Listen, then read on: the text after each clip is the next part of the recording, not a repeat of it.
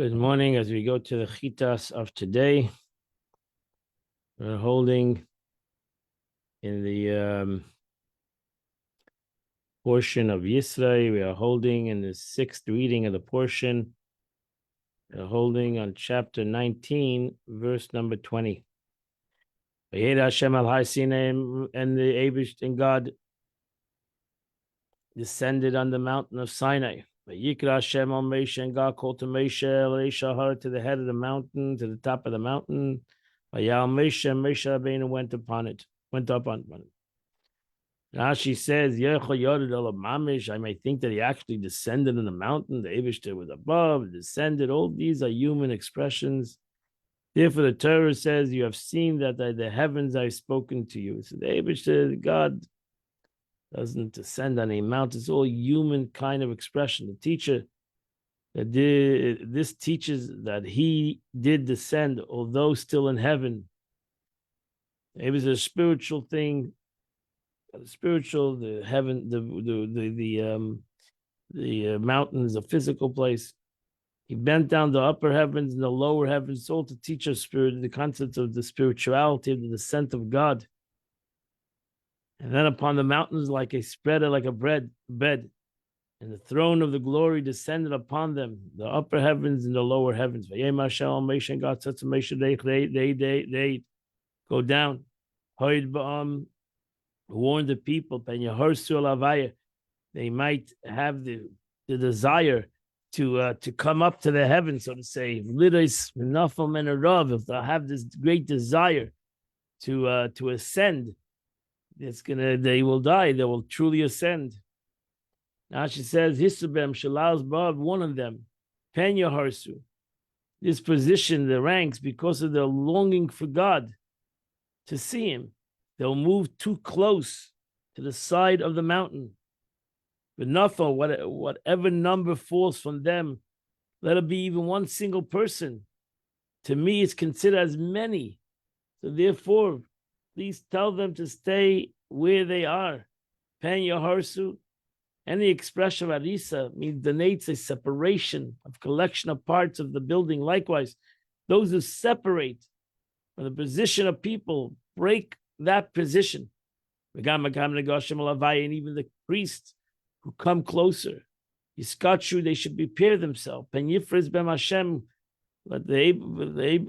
the Eibishter will bring upon destruction upon them. Who the Kahanim at that time? There were no Kahanim. Also the firstborn. The Kahanim at that time were the firstborn who performed the divine service. That was originally intent. Changed after the golden calf. And the Goshal Avaya Lahakir Kabbanis, to offer sacrifices.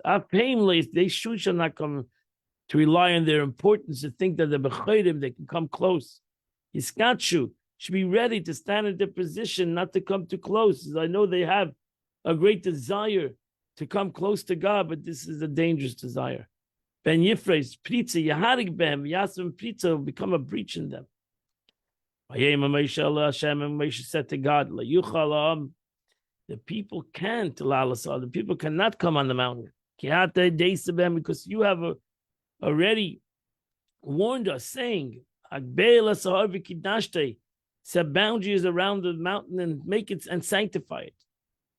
Now she says, I don't have to warn them because today they have already been warned for 3 days, and they can't ascend the mountain since they have no permission. The Rebbe said, please go down, and you shall ascend with Aaron. And the priests and the nation shouldn't break their formation, to come too close to God, them, a destruction will be put upon them. Now says, go and warn them again. We admonish a person before the act he performed, and we admonish him again at the time of the act, when it's being performed. I might think that they too shall be with you, that the verse should be rendered, you shall ascend, and Aaron with you, and the priests, but the people. Therefore, the Torah states, you shall ascend. excluding anybody else. Consequently, you must say that you shall have the position for yourself. Aaron shall have a position for himself, and the priests have a position for themselves. Moshe went closer to Aaron. Aaron came closer to the priest. People shall not break the position from the bottom of the mountain. Pen Yifritem, Yifrites. It's a vowel with a short comet. It's not changed the grammatical construction. It's a grammar. Let's continue. Verse 25, Moshe Rabbeinu went down to the people, and he said to them, what did he tell them this morning? Rashi understands to say to them, to mean that Moshe said to them, said something to them. Since the object is obscure, Rashi inserts this warning to clarify that the verse means Moshe relayed to the Jews the warning of God to keep a distance. Chapter 20, verse number 1. And God spoke all these words, lamer, all these words, lamer, as Rashi says, to respond. Number 1, Kim, Ein Elikim Eloshen Dayin. Kim means a judge. This divine name used over here, Elikim, because there are some section of the Torah that contains commandments. That if a person performs them, receives a reward. If not, he does not receive any punishment of them. I might think that these 10 commandments also, that if I do it, I get a reward. If I don't do it, I don't have nothing. Therefore, the Torah tells us Elikim that there is a punishment for even not doing. You can't say I don't believe in God. I don't believe in God. I don't not believe in God. I'm just irrelevant. I'm just indifferent. That's a sin. You have to believe in HaKadosh Baruch Hu. That's Anech Hashem Elokecha. I'm God, your God. These teaches us. The Holy One, blessed be, said the 10 commandments in one utterance. Something that's impossible for human being to say. If so, why did the Torah say, I'm the Lord your God, you shall know other gods? Because he later explained each statement. But to begin with, Kol Advarim Eil, said all in one concept. That's why later, Habakkuk, the Gemara says, established it on one principle. The whole Torah is one principle, God. Lamer, what means lamer? Lamer over here, Rashi says, means to say. Melab is many interpretations of the word lamer. Lamer doesn't mean, because lamer, the simple meaning means to say, but it cannot mean over here to me to say, because they were all there. So therefore, Lasha's lamer means they should respond. To respond. That's the meaning over here, the word lamer. Meaning, to say, this teaches us that they responded on the positive commandments, they said yes. On the negative commandments, they said no. So lamer over here means to respond. That's how Rashi learns the word lamer. I am the Lord your God who is taking you out of Egypt. He based Avadim from the house of slaves. Why did the Torah have to tell us this? Why couldn't God tell you, I am God your God who created the world? This taking you out of Egypt is sufficient reason for you to be that you should be my nation, and I should be your God. Since he revealed himself at the sea as a valiant warrior, and here revealed himself as a old man, so to say, full of mercy. As it says, and beneath the feet was like forms of bricks of a sapphire. The bricks was before him at the time of enslavement. He remembered the Israelites' suffering when they made bricks as his slaves. It is therefore appearance of heaven, meaning there was joy before him when they were redeemed.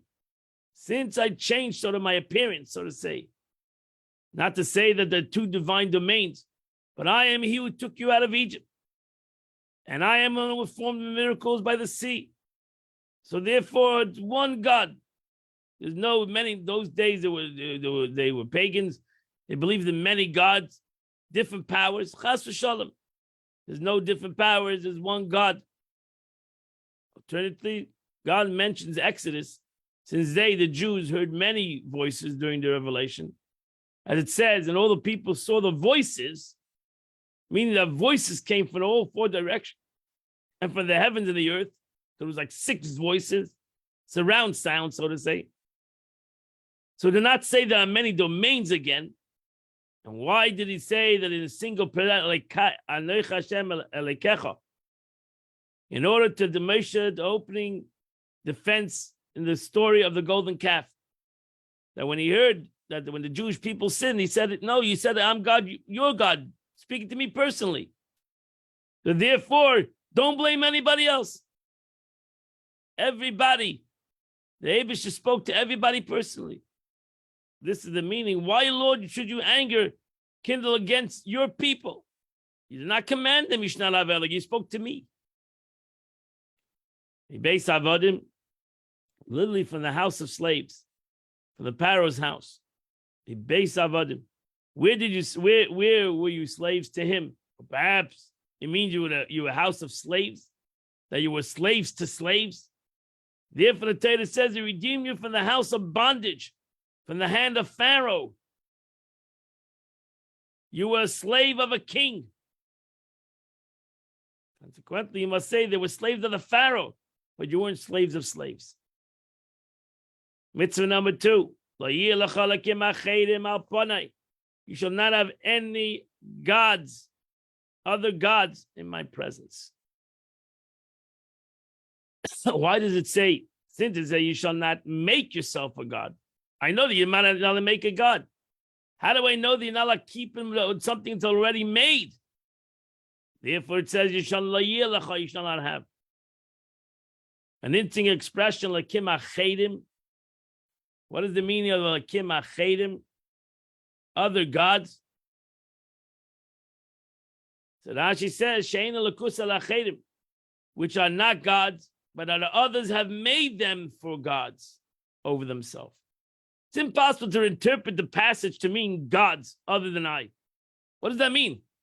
Since it's a disgrace for Hashem to call other gods, oh, we have other gods, but I am, you should only believe in God. There's no other gods. So therefore, Rashi says you cannot interpret the verse as simply other gods. That you make other gods. That's how Rashi teaches the first way. Made gods. Alternatively, you can explain the word achedim, strange gods. For they are strange to their worshippers. They cry out to them, but they do not answer. And it appears as if God was a stranger who never knew him to worship. And again, here you have 2 simple interpretations of lakim achedim. But Rashi says you cannot translate lakim achedim means other gods.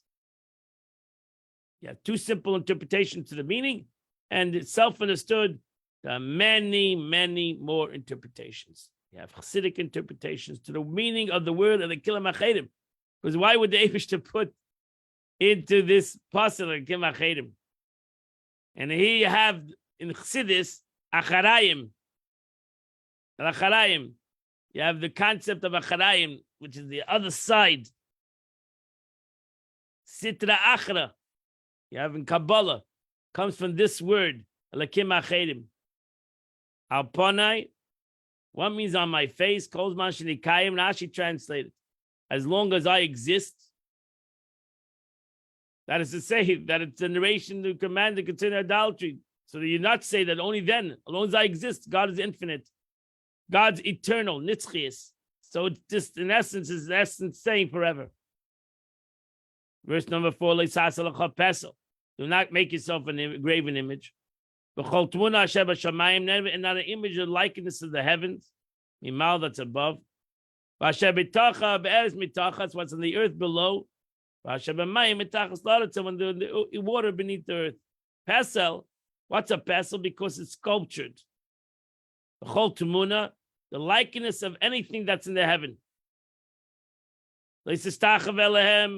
You're not allowed to prostrate to yourself to them. You're not allowed to serve them. Worship them. Because I am God, your God. Kelkana. I am a zealous God. I visit the sins of the father upon the children. Al Shilashim Valibeim, upon the third and fourth generation, L'Sainai, to those that hate me.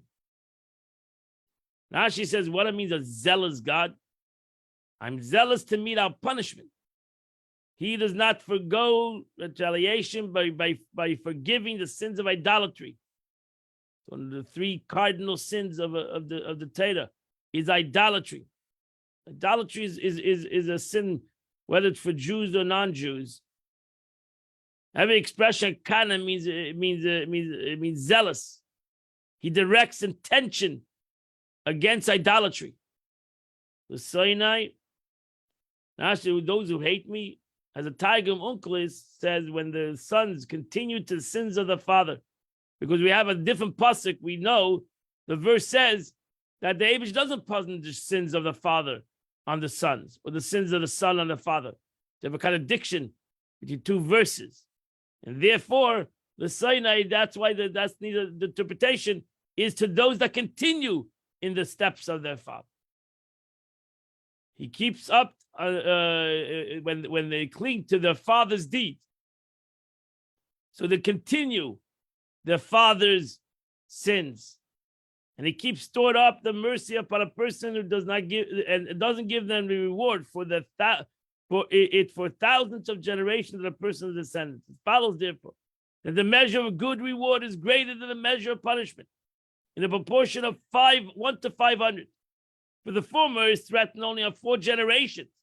I'm up to 4. When it comes to punishment, 4 generations. When it comes to reward, he's upon thousands of generations. That's the next verse. And Abish performs kindness to thousands of generations. To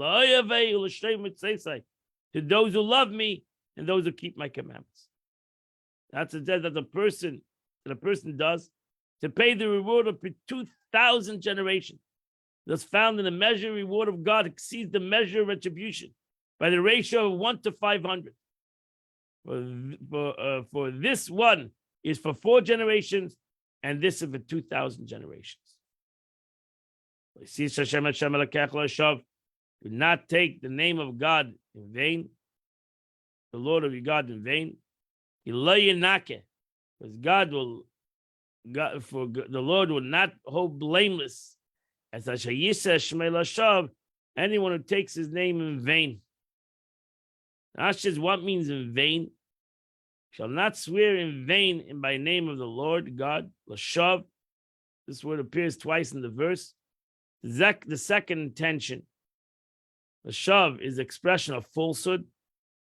Taiga unkul and lashikra. To say one constitutes a vain oath. If one swears contrary to what is known. For example, saying about a stone pillar that it's made of gold. First mention Lashav is expression of vanity. As a Targum translates migana. This refers to one who swears for no reason and in vain. For example, making an oath concerning a pillar of wood and saying that it's wood. That's a stupid oath. Like I make an oath that it's daytime now in Boca. That's a stupid oath. That's vain. Then you have something that's a lie. There are 2 kinds of shav. One is vain, and one is a lie. Oops.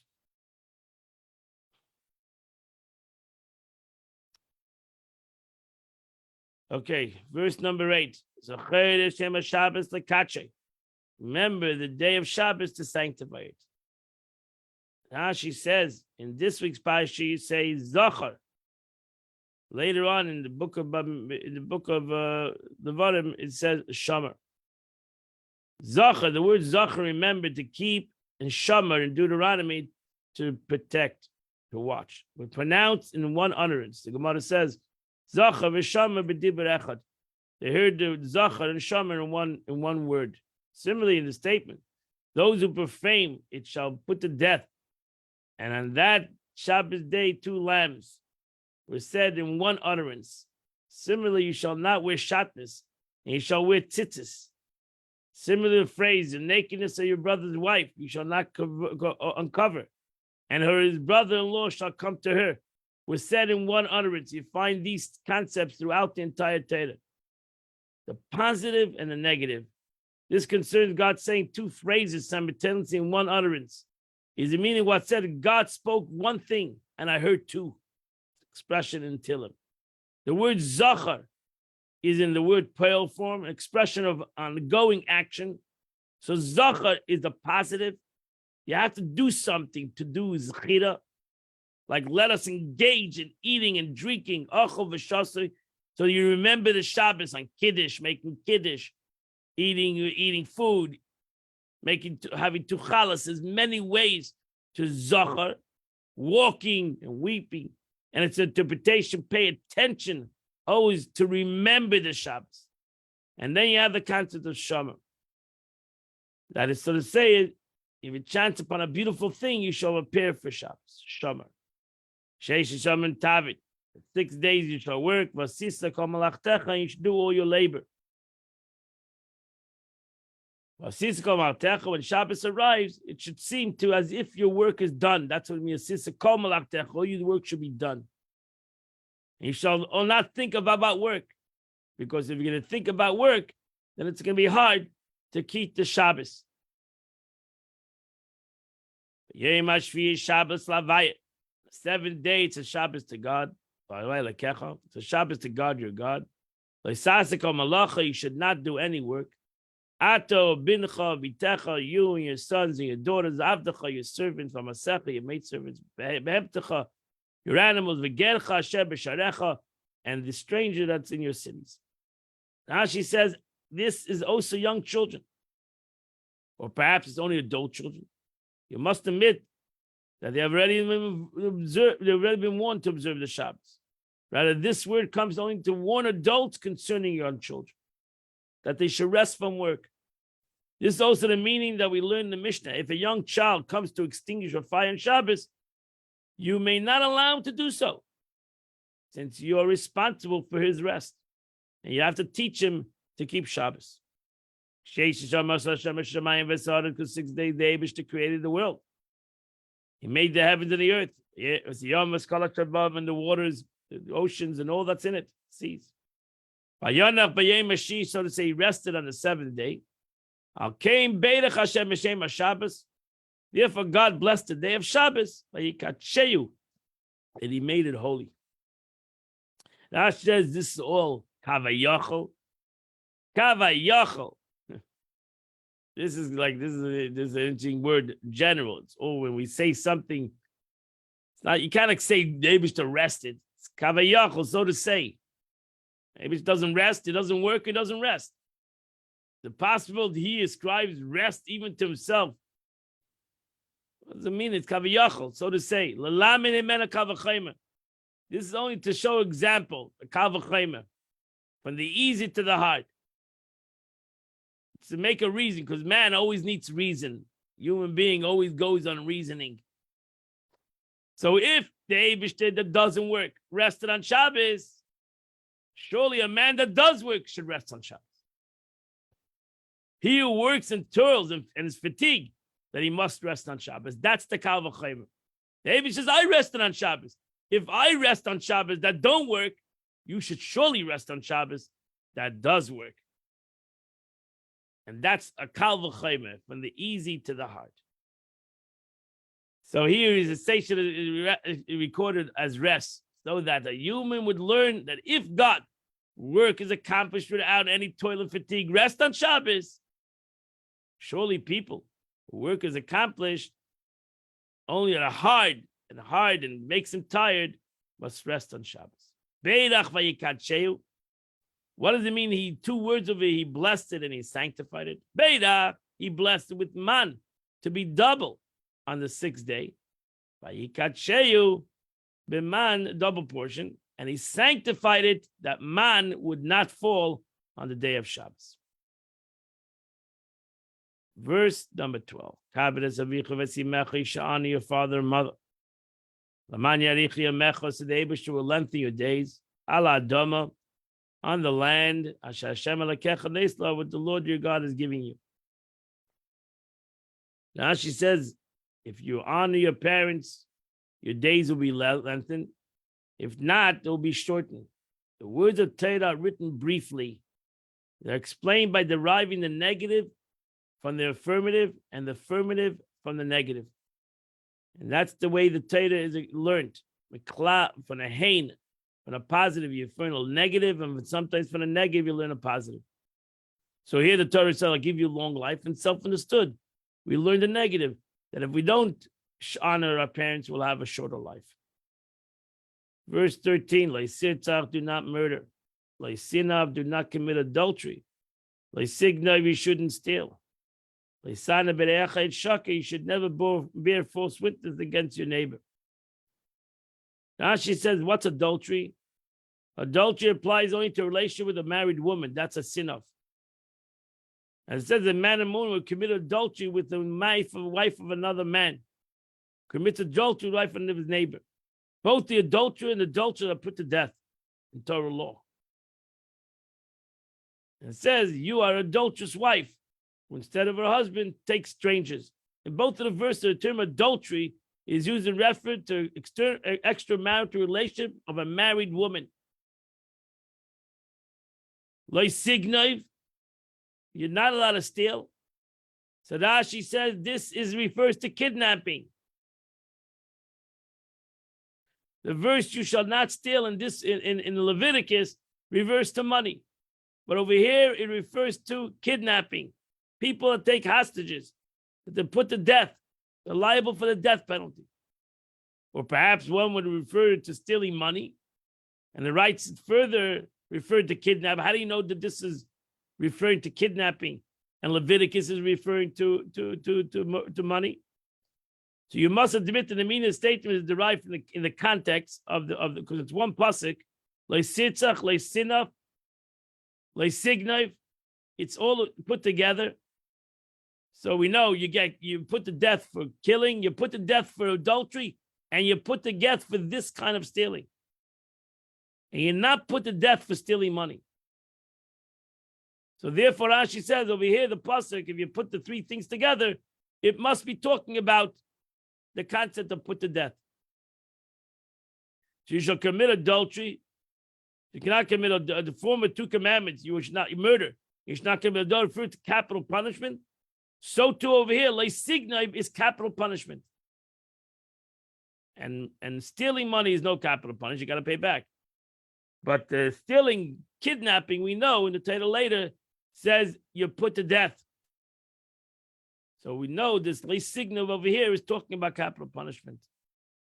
Leisachmed, the last verse, verse 14. Leisachmed beisarecha. You're not a covet. Your house, your neighbor's house. Leisachmed eishaserecha. You're not a covet, his wife. Va'avdai, his servant. Va'amasai, his maidservant. Shoirei, is a cow. Chameirei, his donkey. V'chol asher l'reach. And everything that belongs to your neighbor. So here you have again, klal prata klal, Sachmeid, then goes beis reacha, eishazacha, sherech hameid, then is al chala sheleacha. And that completes the Chumash for today.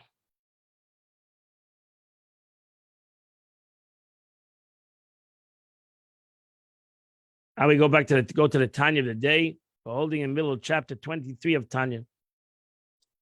And the Alter Rebbe is in the middle of teaching us the concept of limud Torah, the aspect of learning Torah, and the importance of learning Torah, and that every Jew should learn Torah. Because Talmud Torah Keneged Kulam, because there's a yichud.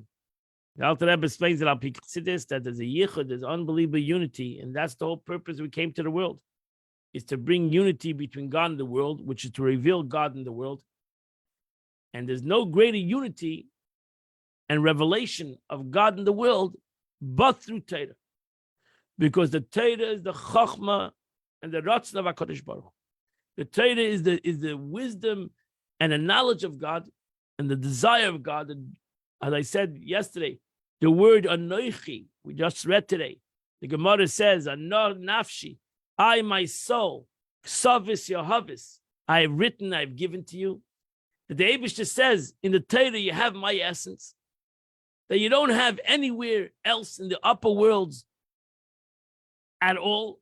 You have the revelation of God in the upper worlds. Over here, you have the essence of God.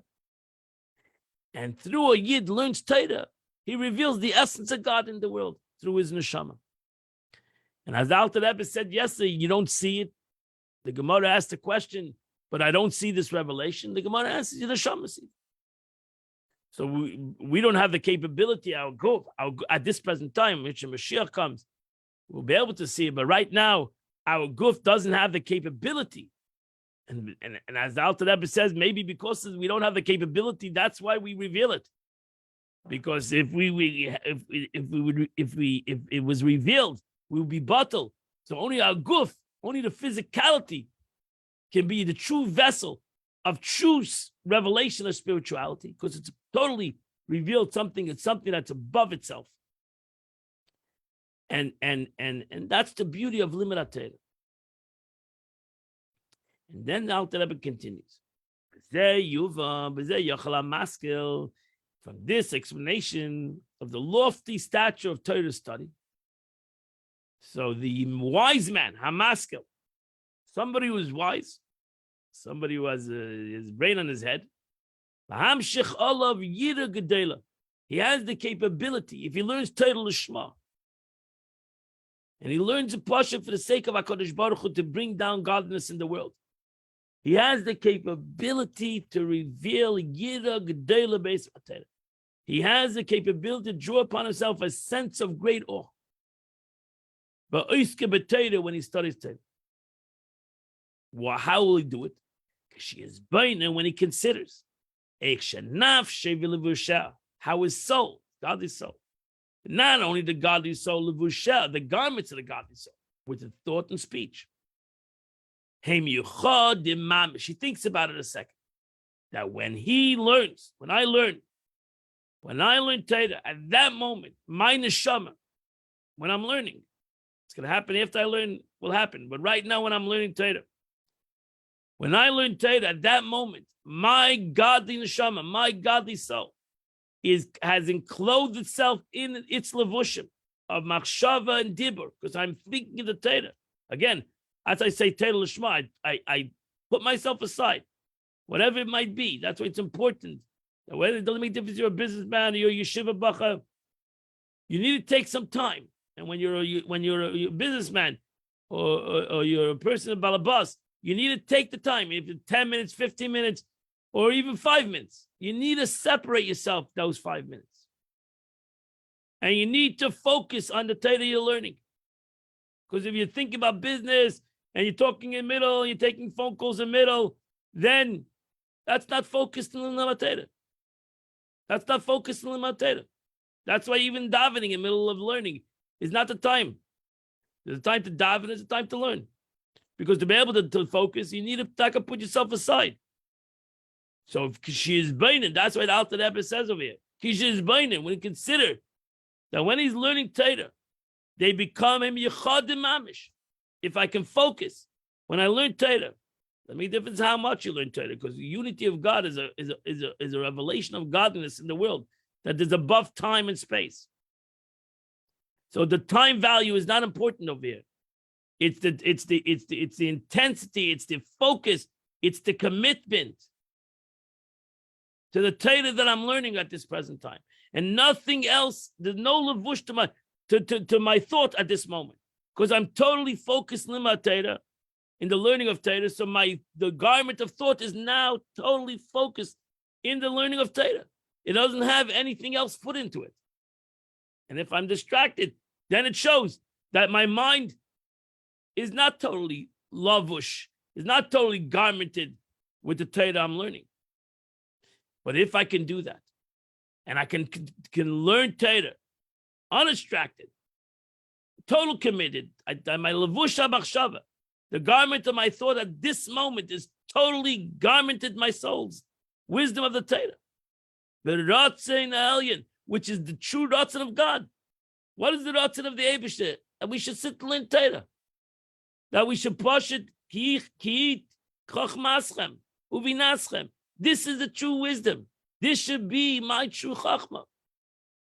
The Eibishter gave me a seichel, chachma, bina and das. What did he give me to me? For business. He gave it to me to learn Torah. That's why I have chachma and bina das. That's why I make a bracha every day, chayin and adas. The Eibishter graced me. It's a grace. It's a gift. The Eibishter gave me a chachma that I should unite with chachmas Hashem. Now I understand I cannot do that 24/7. I'm not a tzaddik. I'm not terasum nasei. I'm not a Jew that his Torah is his emunah, is his nasei, his job. But the 10 minutes that I do it, I should be completely involved in it. And then if I could do that, I push it to make a yichud with my neshama. Whether I feel it or not is not important. What's important is my neshama becomes united with its source. That's the greatest satisfaction to the neshama. Not only that, that's the greatest satisfaction to God. Because that's the whole purpose. I've accomplished the purpose of what the Eibishter created, meaning the world for. And why the Eibishter created the world in general.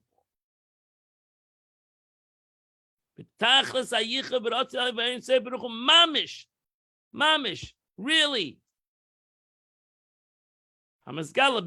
Which is revealed at this moment when I'm learning Torah, in the soul garments, when he's studying Torah.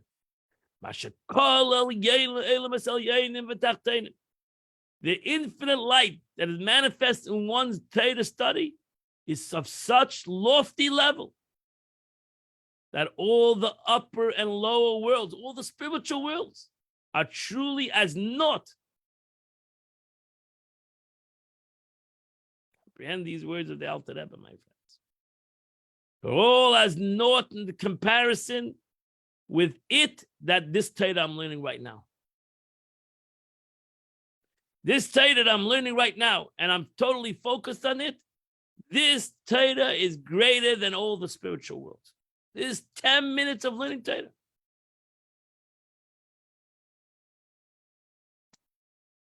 So much so,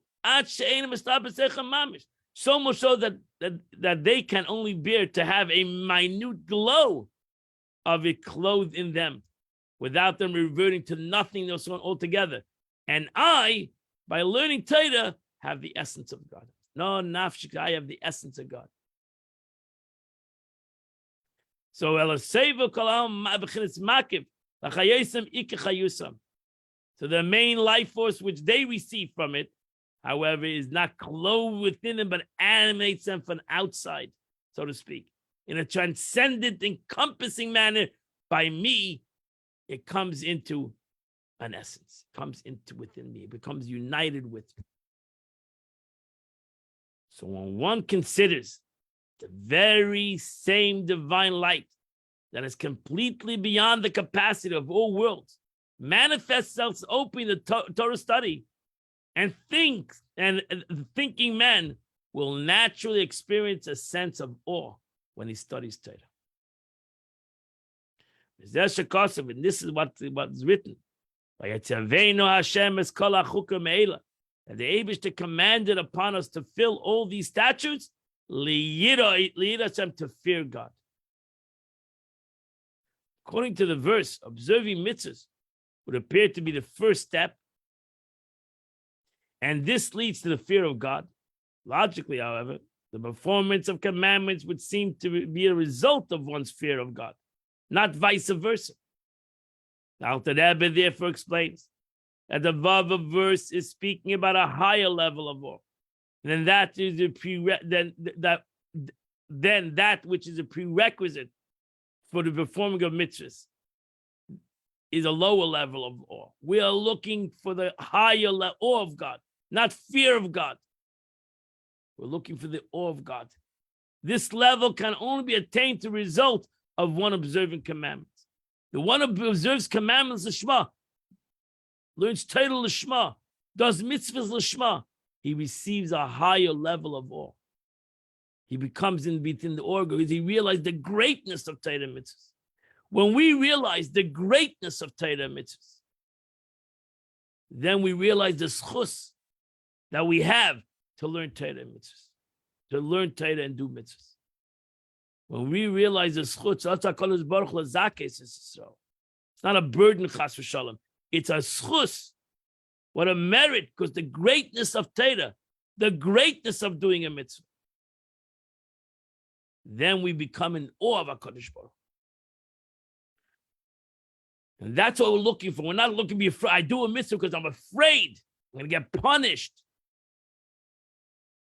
Maybe that's a low. I might need that in a mature way, to something to frighten me to do a mitzvah or not to do a sin. But when I'm in awe of HaKadosh Baruch Hu, I realize the greatness of a mitzvah. I realize the schus of a mitzvah. I realize the schus of not doing an aveda. Then I reach up to the higher level of awe of God. That I'm in respect of HaKadosh Baruch Hu. I realize the merit of this. Now, if a commandment leads to a higher level of fear of God, surely the study of Torah leads to a higher level, because the Torah, I realize not only I can follow God's law, but I can be part of God. I can have God's wisdom. The Eibishter gave us the capability of wisdom. The Eibishter gave us his wisdom. The Eibishter gave us his wisdom. This is the Alter Rebbe discussing now.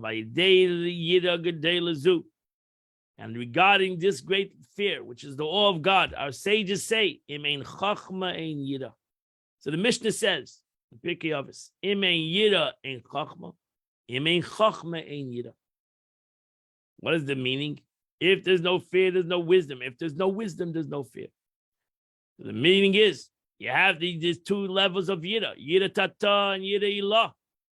There's a higher level of fear, lower level of fear. There's a higher level of fear. The lower level of fear is the yira tata, that I'm afraid, the immature afraid, I'm afraid of punishment. And that's a child learning. That a child needs to learn, he has to have fear. And maybe some of us are like children. We have to have fear to come to understanding. But im ein chachma ein yira. But true fear comes through wisdom. When I understand God, when I understand the concept of what I'm doing, when I understand the relationship that I'm having with HaKadosh Baruch Hu, I'll come to the awe of God. And that's the meaning, im ein chachma ein yira. If there's no true chachma, you won't have true yira.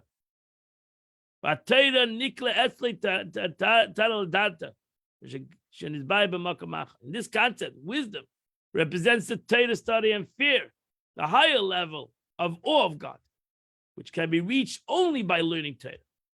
A contrast statement, there's no fear, there's no wisdom, refers to the lower level of fear, which is a prerequisite, like a child. You cannot teach a child Torah if he has no fear. He has a reward, you're going to give him a prize. If he learns, he has punishment. He's going to get a bad mark if he doesn't learn. He's going to get in trouble. So that's a lower level of fear. I mean, and yira, because you cannot learn without that lower level of fear. But we need to mature. We need to mature ourselves. We need to go to the next level. We gotta graduate the lower level of fear. We gotta come to chachma that brings awe. In relation to this level of fear, the Torah is called a gateway to Ara Darta. It's called a gateway to the courtyard, meaning the soul means of entering the courtyard.